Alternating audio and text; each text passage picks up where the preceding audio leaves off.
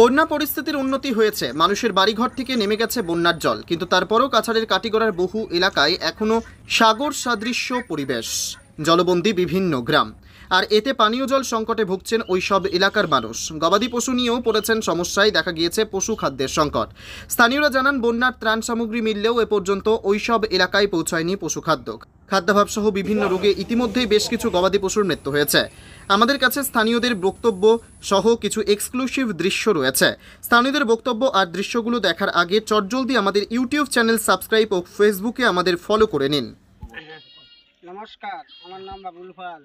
যখন আমরা বড় ব্যবস্থায় আছি, যদিও জল একটু কমই থাকে, কিন্তু এখনো আমরা রাত বাজার সব কিছু বন্ধ। নাই খানির জল, নাই গরুর খাদ্য। আমরা কিভাবে চলতাম আর কিভাবে বাঁচতাম? গরু বাছুরি তারও ওখান দেখবো পাইয়া নালে খালায়। তারপরে পাশাপাশি গ্রাম 20-22টা গ্রাম আছে, এরা ওখানেও জলের তলে। এরারও বা কি উপায় হইতো?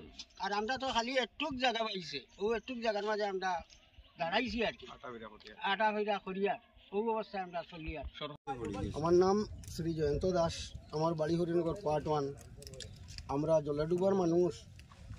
এই ফ্লাডের কারণে আমরা গরু মহিষ ছাগল লইয়া অনেক সমস্যাত আছি। আর প্রত্যেকেরও জানা আছে, সরকারেরও জানা আছে, খাটিগড়ার পশ্চিমটা জলের ডুবা জায়গা।